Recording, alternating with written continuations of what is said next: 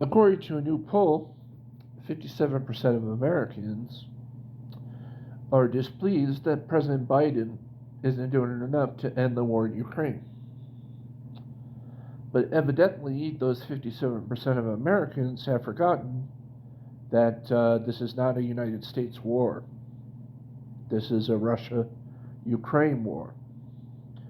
And Russia has a big power play, oil, and secondly, and most dangerously, nukes.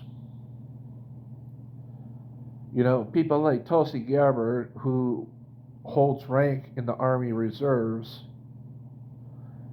they talk war, boots on the ground, but they fail to understand that if we put boots on the ground in that region, we are risking nuclear warfare.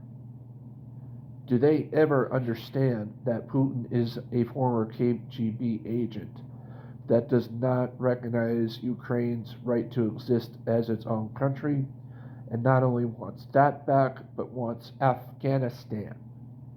So I wouldn't be surprised if Afghanistan is picked up in the near future by the Soviets.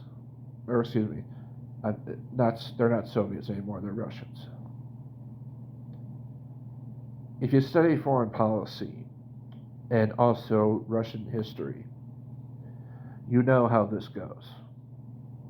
But also, Putin is actually, I would say, the smartest dictator out there. An intelligence man who also is in a very desperate situation. There has been talks that he is suffering from health problems. There's been intelligence leaks that he has sought treatment for cancer. So we don't know what his hand is next.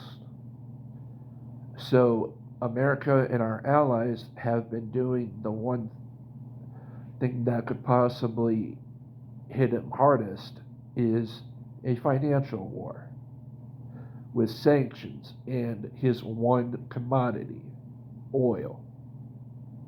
Like just last week, or was it the week before, the G7 decided to do an oil cap on Russian oil. That puts the revenues of oil at a fixed rate so he can't get more money for his war for Ukraine. Yes, it's been 8 months. Yes, it's caused volatility on the oil and gas market.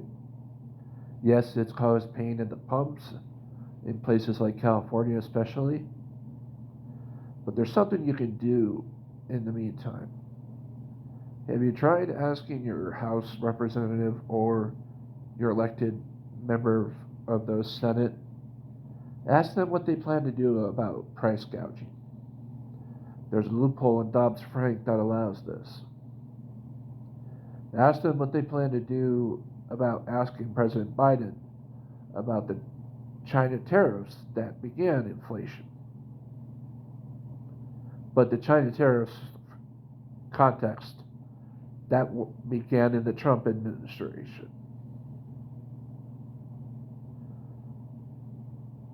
So, bottom line is, this is not an easy fix.